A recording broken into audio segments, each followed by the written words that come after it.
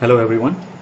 So in the previous few sessions, we have solved few of the numericals based on periodicity, and we have checked few of the signals are periodic and few of the signals are aperiodic signal. But the numericals which we discussed in the previous sessions are not the composite signals. That means they are not the combinations of two or more signals.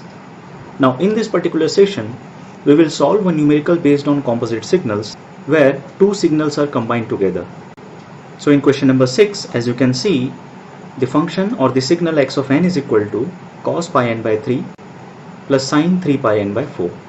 So this is the combination of two different types of discrete time signals. Now let us see how to check the periodicity of such type of signals and how to calculate the fundamental period of this overall signal. So let's get started. So my signal is x of n is equal to cos pi n by 3 plus sin 3 pi n by 4. Let this is my signal 1 and this is my signal 2, and they are combined together.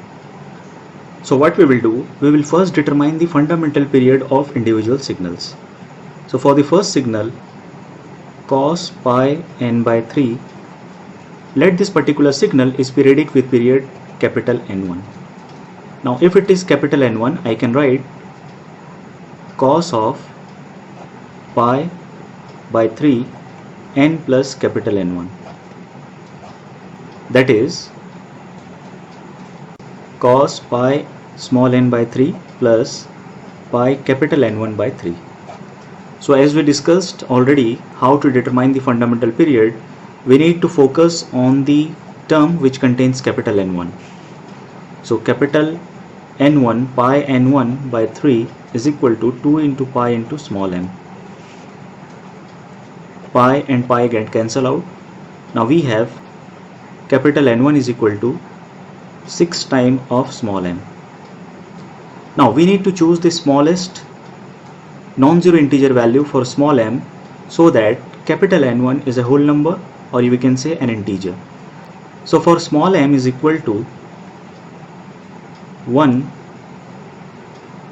capital N1 is equal to 6. So this is the fundamental period of the signal cos pi n by 3.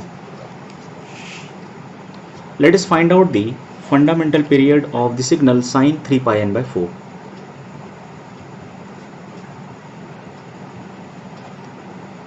Let this particular signal is periodic with period capital N2. So I can write sin 3 pi by 4 n plus capital N2. That can be written as sin 3 into pi into small n divided by 4 plus 3 into pi into capital N2 divided by 4. So we need to focus on the term which contains capital N2, or we can say the fundamental period.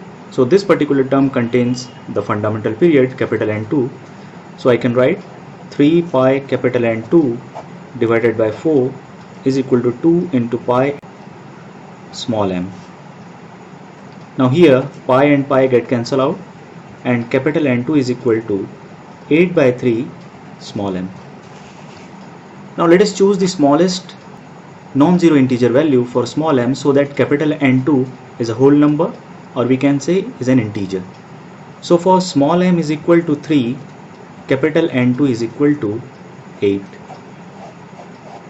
So 8 is the fundamental period for the signal sin 3 pi n by 4. So we calculated N1 is equal to 6 and N2 is equal to 8. So as we discussed in the first class, the fundamental period of a composite signal can be determined by taking the LCM of N1, N2. So I need to determine the LCM by taking N1 and N2 as the element. So LCM 6, 8 will be the fundamental period of the overall signal or the composite signal.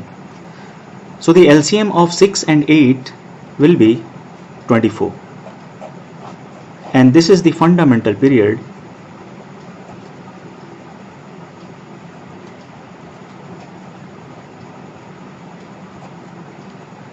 of the composite signal. So this is how we can calculate or we can determine the fundamental period of composite signals if any number of signals are added together.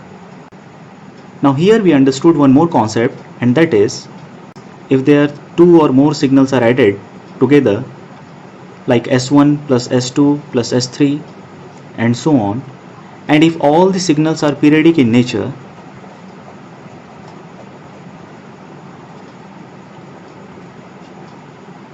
then the composite signal S will always be periodic. Now if a signal which is composed of the signals S1 plus S2 plus S3 and so on, and if any of the signal is aperiodic, then the overall signal will always be aperiodic. So this is the concept we need to understand about the periodic and aperiodic signal also. Let us take one example. Let I have a signal x of n is equal to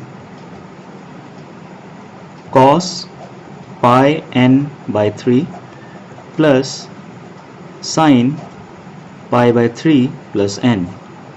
So we discussed already a signal of this type are always periodic in nature.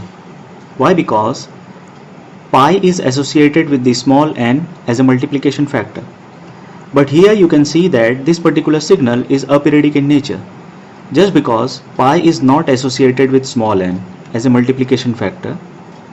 So we can say this signal is aperiodic. So in this way we can say the composite signal x of n is also aperiodic in nature. So in such cases we don't need to find out the periodicity, because if one signal is aperiodic in nature, then there will not be any fundamental period for the composite signal. So this is all about today's session.